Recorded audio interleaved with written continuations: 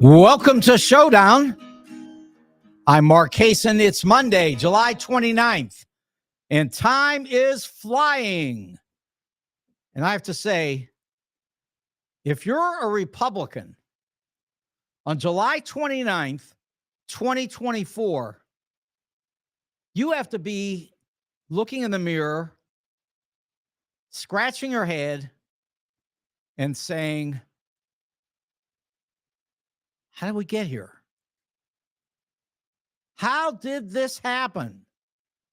Because the Republican Party was so sure that they had this whole thing locked down and totally under control. This was supposed to be an easy win over poor Joe Biden, who, no matter how smart he might be, clearly didn't have the facility to speak up and tell the story because he was just too old. And of course, I had talked about my fear looking back to 1933, because for anybody that is a historian, you would know that in Germany, a man named Paul von Hindenburg, who was 84 years old, attempted to run against Adolf Hitler. And of course, here we are in 2024, and Joe Biden, who's 82 years old, was attempting to run against Adolf Hitler. I'm sorry, I mean Donald Trump. It's the same thing, no difference. You know, the unified Reich. Let's not forget that. But in any case, here we are, and Paul von Hindenburg is no longer our candidate against the neo-Nazis. Thankfully, because first, I wouldn't want to hurt Joe Biden. He's just too good a person. And this would have hurt him because he couldn't handle this. Secondly, I didn't want to hurt the country because we don't need to become the next Nazi country in the world. We don't need to be that. And I can tell you now, I was always sure we wouldn't be, but now I'm positively sure that we won't be. And we'll talk about some indicators of that problem in a little bit for sure. But I think the first thing I'm going to do is talk about why the Republican Party is looking in that mirror and trying to figure out how they got here. Because what they've got is a nutcase running for vice president who is talking about cat women, cat ladies. Now, the thing about it is, and I mentioned this last week, that it was something that he said in 2021. So, you want to be a little careful in how you handle it because he didn't say it today. But thank you, J.D. Vance. Good man. Because over the weekend, he updated this for us. So he has now bought it in 2024 and he owns it. And he said that his only misgivings was that he might have been saying some things that would have offended cats.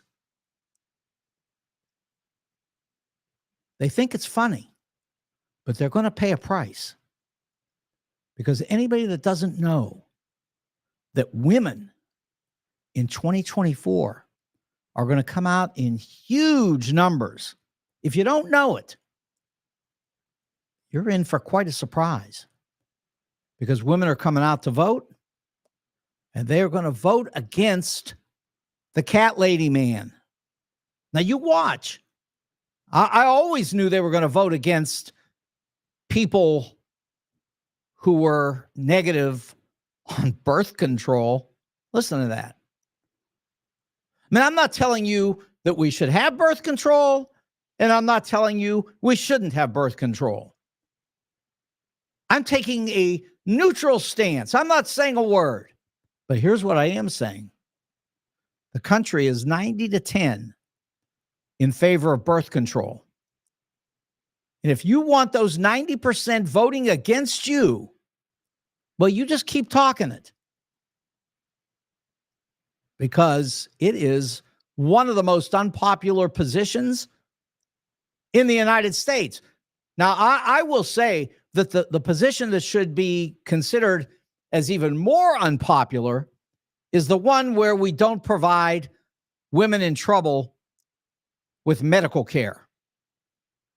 And of course, leave it to Donald Trump to be out here advocating for withdrawing medical care from women. Now, I know somebody's going to say, Kaysen, you've lost your mind. That's not what they're doing. But it is what they're doing. And all you got to do is go look at page 562 in Project 25, and you can say, oh, well, Project 25, 2024, that's not Donald Trump. Well, of course it's Donald Trump, but I've played the clip on the air at least 5 times now. I'm not going to do it today, but it is Donald Trump. It's his idea. And on top of that, get ready for this one. This is good. Again, J.D. Vance.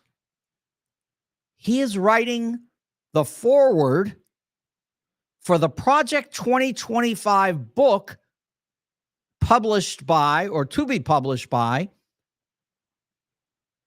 Kevin Roberts, who is the Heritage Foundation.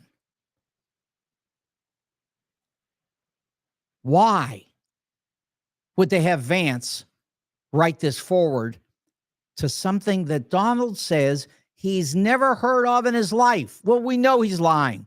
And I've played that clip where he lies over and over again. Never heard of it. Don't know them. Can't think of it. Doesn't make any sense. It's not me. It's somebody else. I didn't do it. I mean, that's what he says over and over. But the truth is, he does know. And again, the American people know. And I assure you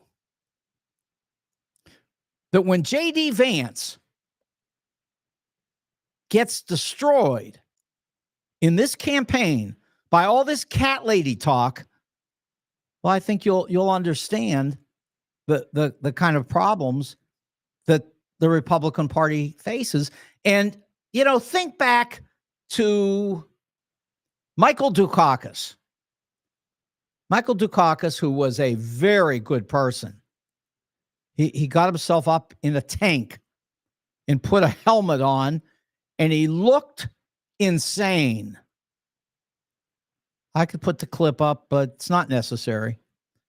And after he rode in that tank with the helmet on, he was never the same. His numbers cratered. It wasn't fair. I mean, all he did is get up in a tank, threw a helmet on. He didn't mean anything, and I don't think anybody really took too much out of it except to say that he looked crazy. Well, guess what? This man talking about the cat ladies, he's looking crazy. And when people say, I don't know what to tell you about it except for that it's weird. See, that's the problem. It's weird. Weird does not win elections. Believe me. And vice presidents really don't usually make that much difference unless they cause huge problems. And in this case, this guy's causing a huge problem just by being weird. Because don't forget, if anything happens to Trump, who's old, 78 years old, if anything happened to Trump, J.D. Vance would become president. So it becomes an issue suddenly again.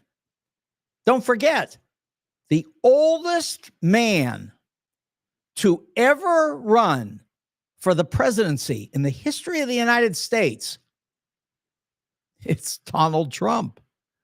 How did that happen? How did that happen? And beautifully, Joe Biden did absolutely the right thing? He didn't want to, but he had to. And the reason he had to was not because people forced him to, because, yeah, there were a lot of people saying get out, but not that many. He could have stayed, and he could have gotten the nomination and gone forward, and everybody said if he had the nomination, they would support him. But here's the thing. He decided that democracy in the United States of America was more important than being president again. And he probably knew, too, that he was struggling and that it wouldn't be good for him. And so he walks away as a hero, and in steps Kamala Harris, who people want to say bad things about on the right, but they don't even know what to say because she sounds great. And if you think she doesn't sound great, here's the problem that you've got. She is inspiring millions and millions of people. So if you want to say, well, all those millions of people are, I don't know, how about call them deplorables? Hillary wasn't a smart move, but guess what? Let's call those millions of people deplorables. And here's the thing. If you're J.D. Vance and you're talking about cat ladies, you're calling millions of Americans deplorables. That's what you're doing. And the man said, I really feel bad because I'm demeaning cats. So he couldn't even say, I don't mean it. It's not like that. Everybody should be valued. He couldn't do it. And so now all that weirdness gets put on the Republican side. And it essentially calls millions of people deplorables on the left. And then the funny thing is that in essence, he's also calling millions of people on the right deplorables. There are lots of people who don't have kids. There are lots of people who don't have kids that would like to have kids, but can't. And so what are you going to do? Go through and investigate everybody to find out who did what and why? No, not at all. All you're going to do is you're going to say, the man is weird. And if you buy into his weirdness, then maybe you're a deplorable. See, I could say it. I'm not running. If you're running, you don't need to be calling people deplorables. You just don't. It's not nice, and it doesn't win votes. Ask Hillary, who actually won by 3 million votes anyway, but she needed a few more, and she didn't get them. Probably because of the deplorable line, probably because of some other things that were thrown at her. Nevertheless, this was much different in 2016 than what Donald Trump has to deal with in 2024, because Kamala Harris is actually inspiring millions of Americans. They love her. And you could say, why? You could say that. You could ask that question.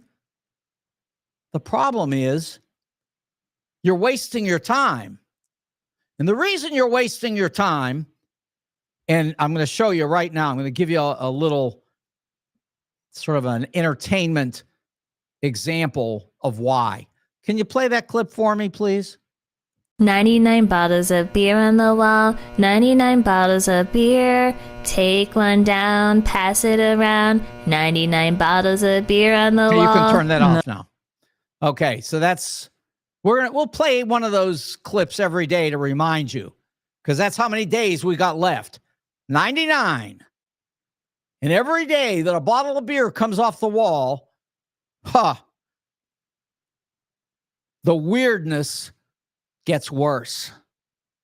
A lot worse.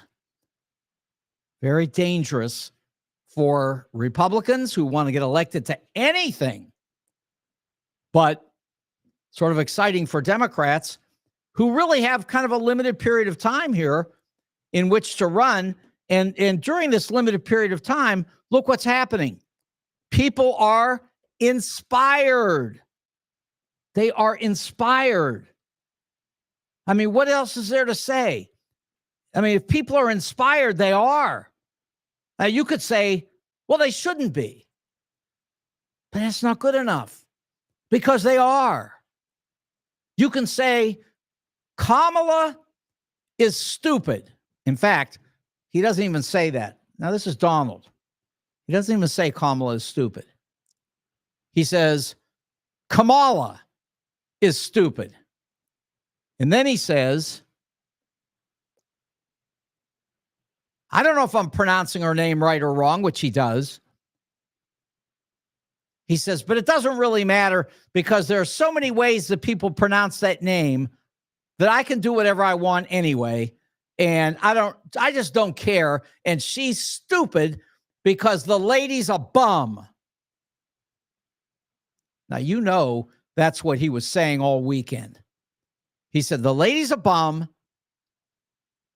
And he doesn't have to care about calling her any kind of a name. And she's stupid.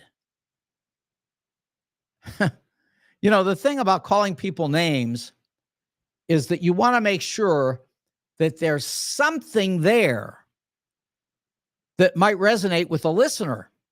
And somebody would say, well, I could see that. Yes, because she did this or that or something else.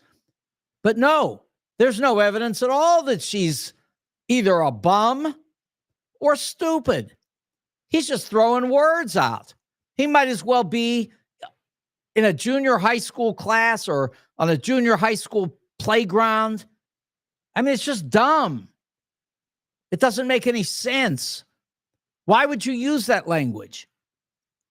There's no evidence of it in any way. He talks about how she failed some law exam. And you know what? Maybe she did, and maybe she didn't. I mean, smartly on her part, she didn't even responding because it's absolutely irrelevant. Lots of people fail their bar exam and then go on to be great lawyers. If she failed, I can tell you right now that she became the Attorney General of California. She spoke in the United States Senate as a senator, asking questions on these various panels that she was in that were just spot on and really impressed people incredibly. So you can talk about how dumb she is, and she's a bum. But you know what? No one's listening. And they're thinking that there's something wrong with you. And that's Donald. And there is something wrong with him. And that's why Mary Trump, his niece, who is a psychologist, has said repeatedly that the man is a psychopath. Well, you know, that's exactly what I was talking about.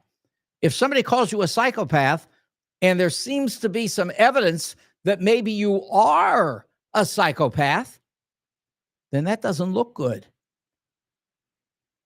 So that's what's going on out here. And the point is, you shouldn't be calling people names anyway. But certainly they are calling him names. And he's calling other people names that make no sense. But here's the thing.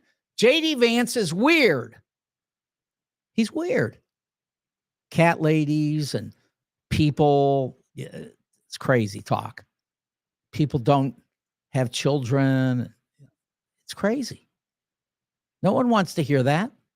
That's not an argument for the United States of America. I will take you to this one, though, and this is on the same topic. J.D. Vance, and I heard him say this, that parents are not respected in this country. The parents should be respected because they've got the kids. And so we should respect their opinions, and we should not have cat ladies without children making decisions for America. Well, let me say this very clearly.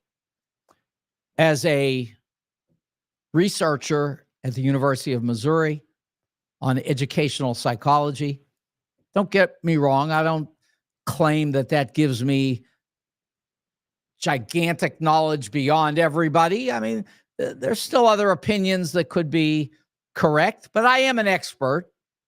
I'm an expert in educational psychology. Maybe I'm a dumb expert, but I'm an expert. And here's the thing. I've been in classrooms, college and high school, for 25 years. And I can tell you absolutely, bringing parents into classrooms to interfere with how people are learning is insane. It is a problem, and it is increasing in 2024. And the reason it is because people like J.D. Vance think that parents are not getting the respect that they deserve. But I'm going to tell you this. Parents get too much respect in that regard, and they should absolutely be out of our classrooms. Now, don't get me wrong. I do bring parents into my classrooms in an unusual way, which I really enjoy. When I have high school kids and we have discussions about certain things that are going on in the classroom, issues having to do with what we're actually focusing on in terms of the learning, I often turn to kids and say, what do you think your parents think about this? And they look at me like, I don't know. And I turn to them and I say, hey, let's call them. Let's get your parents in the classroom and let's see what they think. This isn't an attack on kids or anything like that. I'm not calling to tell on somebody. I'm just calling because let's hear some parents in the classroom. And parents love it. It's fun. And the kids love it, even though they're maybe a little embarrassed at first, but they love it because it's their parents. And then their parents are participating. I'm sure they go home and talk to their parents about what was discussed. And it's just interesting. Just something I do that is rarely done. It's almost never done. But it's kind of interesting and fun for kids. And believe me, we need to make classrooms more interesting for kids so that they learn and so that then they want to go on to college instead of boring the heck out of them and sending them on to some kind of technical school where they can be a plumber. And, luckily I'm not running for anything. So, if the plumbers want to throw a fit, let them throw a fit. But I'm just going to tell you this.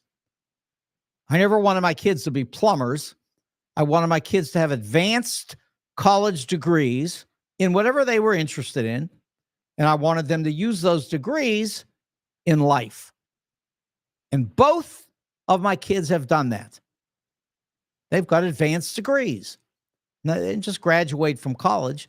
They've got advanced degrees. Now, somebody else is going to say, well, who cares? Just because you can read a book doesn't mean you know anything. Well, maybe. But for me, I'd rather have my kids have the advanced degrees and get high-level jobs because I think that's really what everybody wants for their kids, is to have the best that they can possibly have. Now, there may be people who wake up in the morning and say, boy, I hope my kid's a plumber. And if that's their thing, and maybe that's like a family deal, everybody gets to be a plumber, okay. That's your choice. Most people don't feel that way. I've had people on the air, very well-known people, and I've asked them, because they talk about technical school for kids, especially in the inner city. And my thing to them is, Is that good for your kid? Oh, no. My kid's at the top school. Well, guess what? If your kid's at the top school, then why do you think somebody else wouldn't want their kid at the top school? But it's a problem that we have in this country. It's part of what we call the culture wars, because we got people who are putting up signs supporting the 10 Commandments who sort of would like their kids to be plumbers. Donald talks about that. He thinks technical school is a great idea too. And by the way, let's talk about Donald and his brilliant plan for two things. Number one, religion, and number two, Christians. Now, frankly, I got nothing against Christians. Really, I don't. Not a thing. In fact, let me make this clear, which somebody told me that was a good friend of mine, which I should have known, but I hadn't even thought about it. And that is that all these Christians were Jews. That's where they came from. You know, Jesus was Jewish, and he had followers, and they were Jews. And then they came up with all the ideas of Christianity after Jesus was dead already. And then they were no longer Jews. They were Christians, but they had been Jews. And their ideas came from Judaism, what we call today Judeo-Christian values. So, you know, nobody's up here saying, get rid of the Christians. But here's the problem. Donald was at a conference this weekend. It's all over TV. I could play the clip, and maybe I will another night, but I'm just not going to tonight because it's unnecessary. We all know it's true. Donald told this big crowd, he said, My beautiful Christians, I love you so much. I am a Christian, he said. I love you so much. He said, here's the thing. I need you all to vote for me this year. And after this year, all the Christians, you don't have to vote ever again. Just vote this year. Get me in, and then you'll never have to vote again. Excuse me? You'll never have to vote again? What's that about? You'll never have to vote again? Are you kidding? This is a country where we vote. First of all, we vote for a president every 4 years, and we never had somebody who said, don't vote. We've had people who said, we need lots more voters. We want to register a lot of voters. And of course, each party wants to register people in their party. Understandable. But excuse me, don't vote? Vote one more time and then don't vote again? Now you can come up with all kinds of theories of what the man meant. Some people say he means that he'll be a dictator for life, which, you know, he's 78. He ain't gonna be here forever. But anyway, maybe he thinks he'll be a dictator for 20 years. I don't know. Or maybe he's just setting this up for Vladimir Putin so that the Putin government can control America for the next half a century or more. But whatever it is, he's telling people, vote once for me, and then just go away. Don't worry. You don't have to vote anymore. That's what he's saying. I mean, it leaves us to sit here and come up with the theory of the case to understand why he's saying this. But never in the history of the United States has a president said to the American people, we don't want you to vote again. Vote this time, and then you don't have to vote ever again. Now, I'll tell you, the Republican Party is fast and furious trying to knock this whole idea down to say, well, you don't understand what he meant. And hey, there's no other way. He said, don't vote. And he didn't just sort of hint at it. He said, you'll never have to vote again. That's what he said. That was his words. You'll never have to vote again. Do you know what would happen if a Democratic candidate for anything told the public that you'll never have to vote again? I can tell you right now, you'd have an outcry that would never end. And guess what? That's what you're getting. An outcry that will never end. You watch as we roll down the next couple of months, 99 days. Remember, 99 bottles of beer on the wall. 99 days. That's what we got left. And Donald says, you'll never have to vote again. So let's see what the commercials look like when Donald's standing on a television screen telling people that they'll never have to vote again. You imagine what these commercials are going to look like, because they're already doing this. Is so brilliant. This is, Kamala is out here running commercials, which actually she doesn't say anything. Nobody has anything that they write, no script, nothing. It's Donald Trump speaking. He speaks. And then at the end, it says, I'm Kamala Harris. I support this commercial, or I endorse this commercial. I mean, all they're doing is running Donald's words. And that's all they're going to have to do between now and the end. Because when they get to November, Donald is in so much trouble. So much trouble.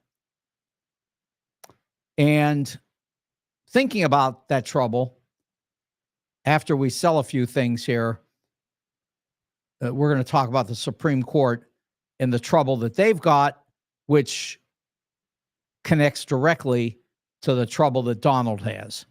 So we'll do that in a minute. But the first thing I want to do is talk to you about something that we can all agree on, and that is dinner at Wendy's.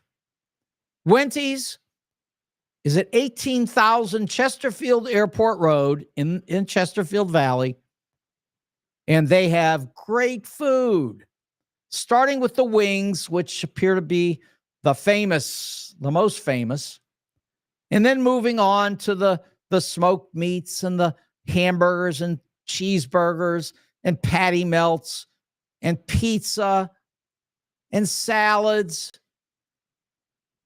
And then my favorite, the baby back ribs and the onion rings, all great food. You take any of this and put it together in a meal, and you know the answer. The answer is Wendy's. The question is where to go for dinner, and the answer is Wendy's. 18,000 Chesterfield Airport Road. And if you're hungry when you get done, which I don't know how you could be, but if you are, all you got to do is head out to Defiance and go to the other Wendy's, the Wendy's Roadhouse at 2999 South Highway 94 in Defiance. Same great food. And then you get to double down. It's sort of like J.D. Vance. He's doubled down on Cat Ladies. We're doubling down on Wendy's. Check them out. They are great. Okay. If you're interested in Jewels on Hampton, well, no surprise, they're on Hampton. 4506 Hampton in St. Louis. And of course, it's owned by Al and his son AJ is there all the time. And they are just a real source of knowledge when it comes to jewelry. First, they can buy and sell jewelry and coins with you. So that's one thing. And secondly, they can help you design jewelry. They're very creative. Or you can use your own designs and they'll make sure that that comes out exactly the way you want it. Or you can just walk through their store and look at all these cases and cases and cases filled with jewelry. And then maybe you'll find something you want to buy or you want to design or whatever it is. It's all great for people who are interested in jewelry at Jewels on Hampton. Again, 4506 Hampton in St. Louis. Al and AJ. Excellent place if you're interested in jewelry. Now, clothing, well, that's the St. Louis Suit Company. And I'll tell you, there are a lot of suit places in town, but none have been here for 29 years, and none have done such a great job of dressing me up for decades now. They're a great place. They've helped me with my problem having to do with colors because I am colorblind. It's not that damaging, but when it comes to matching colors, I'm not that great. But the St. Louis Suit Company has done it for me. They've put things together for me so that I know what to wear and I don't look foolish. I mean, I may be foolish, but I don't look it. So, yes, the St. Louis Suit Company is the place to go. They're on the corner of Central and Forsyth in Clayton. And believe me, those ties that they have for $5, they're beautiful ties. Everyone knows they are. And everybody goes there, just, keeps buying ties. You can buy them for gifts. You can buy them for yourself. I have so many ties that you just can't even imagine. I'm loaded with ties. I've given ties to students, hundreds of students, because it's just something, first of all, the kids all like it. And secondly, the price is unbelievable. So there you go. St. Louis Suit Company in Clayton. And remember, they've got overcoats for the fall, and the fall's coming. It's not that far away. I know it's still July, but not for long. And all this time is going to fly unbelievably fast. Pretty soon it'll be November. You'll be voting for Kamala Harris, and you will want to wear an overcoat so that you're not cold when you go to the polls. So again, St. Louis Suit Company in Clayton. Jay and Nick are there all the time. Jay's the dad, Nick's the son. The whole family's there. And I can tell you that if you're thinking about getting married, or somebody that wants to get married and they need wedding attire for men, well, all you got to do is send them to the St. Louis Suit Company, because that is the best place to go for weddings in St. Louis. Okay. So let's talk about the Supreme Court. So Donald Trump thought that he was really clever because he worked with Mitch McConnell, and they got some people on the court that they really shouldn't have gotten on the court. And let's talk about that for a second. How did that happen? Well, in the first place, Barack Obama had a pick at the end of his presidency. There's still about a year left. And Mitch McConnell said, oh, no, we can't do this. If there's a year left in your presidency, then you no longer get a pick. Now, that was never suggested by anybody in history. That's not a rule. That's nothing. But it's something that they made up, and they enforced it. That is the Republicans. And the way they did it is they just said, we refuse to even talk to anybody that you pick for the Supreme Court. And of course, Barack Obama picked Merrick Garland, and nobody would talk to him on the Republican side. They refused.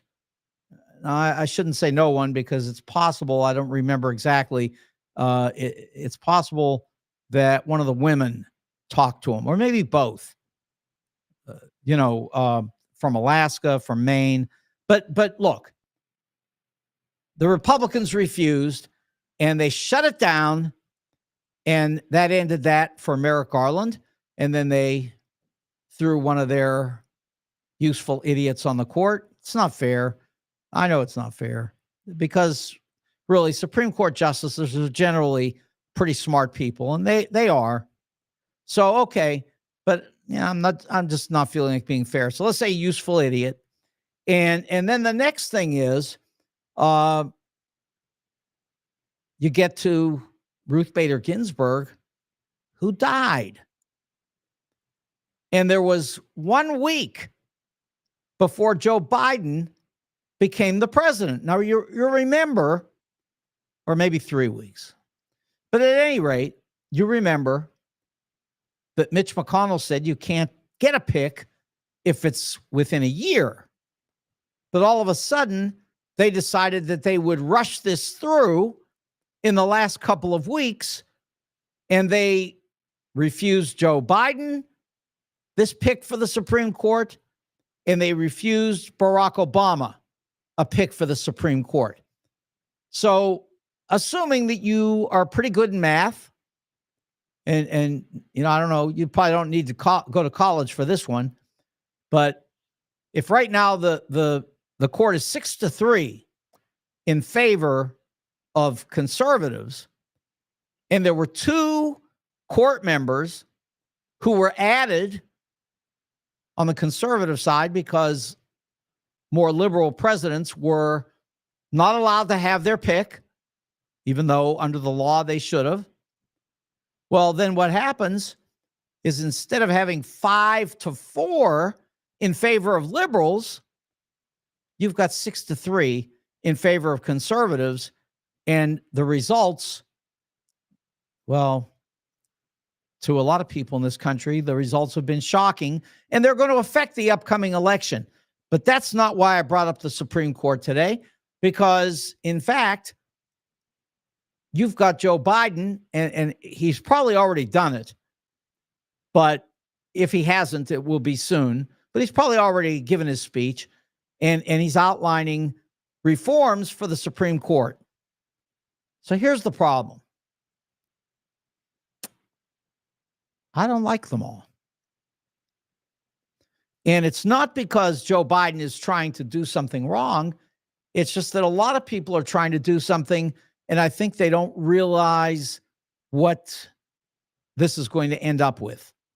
And so let's look at a couple of these reforms.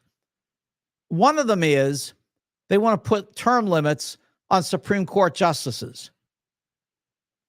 I'm against it. I think that Supreme Court justices should be there for life because it gives them the freedom to say and do whatever they want. And they are unique people in our system. They are generally not political. And, we had a Supreme Court that was considered above all that really followed rules which made the Supreme Court an extremely valuable institution in our country. But of course, the Republicans messed with it, and they turned this thing into some kind of a crazy political game, and that's what should not have happened. So how do you fix it? Well, to my way of thinking, you have to put 4 new people on the court. You have to give Joe Biden or Kamala Harris, but I'd give it to Joe Biden. Give it to him right now. 4 picks. And if you can't get that done, then wait till Kamala is in the office and give her 4 picks. And you'll get 4 liberals added to the 3 women on the court, the 3 women liberals, not Amy Coney Barrett, who's really turned out not to be that bad. And a lot of people on the right are afraid that she may become a liberal. And let me tell you, that's happened on the court in the past too. But all I'm saying is this: make it 13 on the court and 7-6 in favor of the liberals. Now, after that, go back to picking justices in a fair process that allows each president to get their pick. And of course, the Congress, the United States Senate, has the right to turn down somebody, which that's happened before. And if it does, then the president has to come up with somebody else. And the only reason they've not allowed somebody on the court is if there was some ethical problem that they felt needed to be addressed. And with that in mind, one of the things that the court might be forced to do under these reforms is to set up a program that identifies ethical problems for Supreme Court justices, because right now there are no such things. Supreme Court justices can do whatever they want, which, as we've seen, Clarence Thomas has done. And Clarence Thomas has taken gifts from far right-wing donors that amount to about $2.5 million. And every other justice on the court combined, going back 20 years, has taken $250,000. But Clarence Thomas has done $2.5 million. And the only reason he can get away with it is because there are no ethical guardrails, and there need to be some. And so that's something that ought to be injected into some kind of a court reform, plus increase the court to 13 from the current 9. We've done this before. This can be done. You don't need a constitutional amendment to do it or anything else. Just Congress can raise it to 13. And that's what they need to do. Raise it to 13. It may not happen. In fact, it can't happen under this Congress, of course. But believe me, Kamala is going to be elected, and you're probably going to have a Democratic House and a Democratic Senate, because Kamala's going to drag all this in. She's going to win across the board, and it's going to be amazing how many people are going to be pulled into this, because she inspires people. She inspires the country. Now, what is the extent of this inspiration? I can't tell you yet, because I'm not clairvoyant, but I know this. John Kennedy inspired people for decades. He was so inspirational. And I did some things that he shouldn't have done. He cheated on his wife and all that stuff. But the man was inspirational when it came to politics. He wrote the famous book, Profiles in Courage, which again might have been completely written by him, or it might have been partly written by Ted Sorensen. It doesn't matter. It came out under his name, and it has inspired young people and everybody for generations. We give out Profiles in Courage awards, even in 2024, 60 years after his death, because he was an inspiration for the country. And that's what we need, is to be inspired. And guess what? You may not like it. I mean, you might be crying to find out that suddenly Kamala Harris, not Kamala, not Kamala, not something else, not whatever Donald wants to call her, but Kamala Harris is inspiring this country. You may not like it, but it's what's happening. So what I'm telling you is that when she gets in there, we need to fix the court. They need to have ethical guardrails. They need to follow rules. They need to not take gifts from special interests. And by the way, their wives had better stay out of politics, Because if they do get into politics, as at least Clarence Thomas's wife has, and possibly Alito's wife, Alito blames his wife. Now, maybe she's not to blame. She probably is, but maybe not. But the point is, if your family is involved in political activity and it comes up to the court, well, that needs to be part of the ethical guardrails as well. Lower court judges are not allowed to stay on cases where they're involved in the cases personally. And that's the way it should be at the Supreme Court level as well. And only in this era of Donald Trump has the court been able to get away with this. So we need to change that. All we want is for the people on the court to act right. Whatever that means, be ethical. Don't take money from people who you shouldn't take it from, and don't support ideas that then come to the court where you obviously have a preconceived idea of how you're going to vote. We don't allow that. And judges at lower levels can't do it. And at the Supreme Court, they shouldn't be able to do it. And if we can put that into place, we can allow people to be on the court for a lifetime.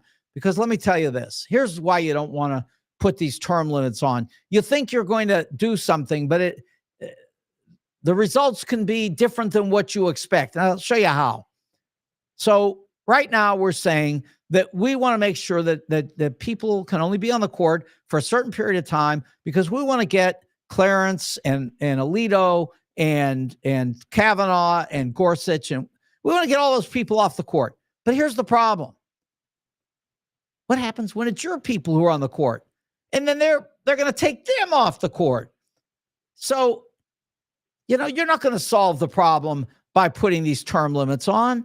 And the truth is that when you free people up to do what they really believe, then you can end up with David Souter, John Paul Stevens, who were both Republicans put on the court by Republican presidents, or even Earl Warren, who was put on the court by Dwight Eisenhower, and who Dwight Eisenhower said was the biggest mistake he ever made.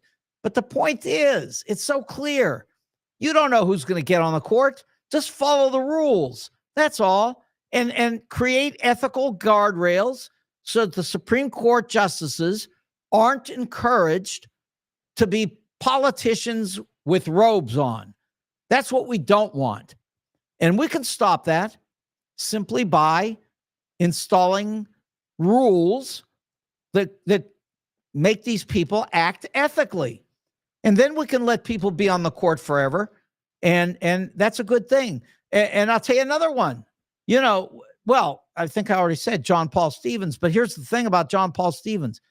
He was on that court until he was 91 years old. And at 91, he said, I feel like I'm losing a step. I'm going to get off the court. And he did. He retired. And then he spent 8 more years writing articles and speaking all over the country till he was 99 years old. We don't need to remove these people from the court. We had Thurgood Marshall on the court until he was 91 and he died. And I'm just saying, there's lots of good that has come from having these people on the court for a long period of time. And of course, even under these reforms, they're saying a long period of time. They want to make it 20 years, but I don't want to make it 20 years. I'm happy with 40 years if they are forced to be ethical. We shouldn't even have to force them. But in the case of Clarence Thomas, obviously, he is highly unethical. We know that he's taken this enormous amount of money. We know where it's come from. It's come from these crazy right-wing groups. We know that his wife is part of the group trying to overthrow the United States government's elections. And then he wants to have himself installed on the decision-making panel on cases related to that exact event. And Ginny Thomas is sitting there behind him yelling, "Go, go, Clarence, do it." No, we don't want that. Clarence Thomas needs to be recused. Sam Alito needs to be recused. I got to tell you something. Justices have been recusing themselves forever because they were honest. They were honest brokers calling balls and strikes, and that was okay. But when they're not, then they have to be recused. That's all. It's awfully simple. We need an inspector general that's examining what the Supreme Court is doing. We have inspector generals for every part of our government. Everyone has to answer to an inspector general who considers what has taken place and then goes to the Congress and says, here's what I found. And then we can decide, are these people following the rules or aren't they? And we need to know the answer. And we can do that. So, we can have a Supreme Court like we did have for hundreds of years that is valued by our country and that values the rules and the laws of our country and the Constitution, which Donald wants to terminate. And again, if you think he doesn't, go back and check it. He said he wants to terminate the Constitution, and then he says, I didn't mean it. That's his favorite thing. He says it, and then he didn't mean it. He wants to have, when he gets elected this time, a unified Reich. But he doesn't mean it. But listen to this. How does that language even come into his head? How does that man even think of something like this?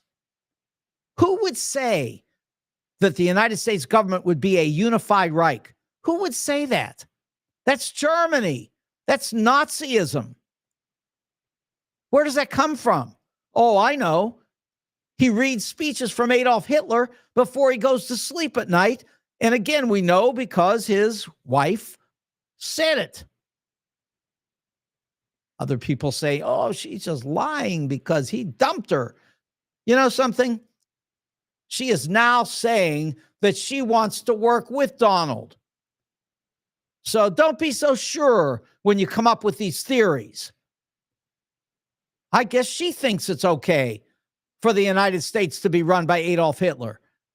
But listen, most people in the United States do not go for unified Reich, neo-Nazism, or any of that craziness like poisoning the blood of America. Who would use that language knowing that it was Adolf Hitler's language? And at the beginning, he said, I didn't know. And here's the thing. He always says he doesn't know. But let's assume for one time, which would be only once, that he was telling the truth. So why did he keep using it? Why did he come back a second and third and fourth time talking about poisoning the blood of America by bringing in immigrants from Africa? And believe me, he ain't talking about Norwegians coming from Africa. The man is anti-black and a whole lot more, because we already know, as we have heard tonight, that he thinks the Christians aren't going to have to vote after this election. Just vote now and you'll never have to vote again. It's what he said. It's what he meant. And what he really meant, what the details are, we don't even want to know. We just want to get rid of it. And we will, because Kamala Harris is inspiring this country. You may not like it, but it's what's happening. Now, again, I'll tell you what I like. I like dinner at Wendy's. I like suits from the St. Louis Suit Company. I like jewelry from Jewels on Hampton. All good things for us. Remember this. This is Showdown. I'm Mark Kaysen. Good night.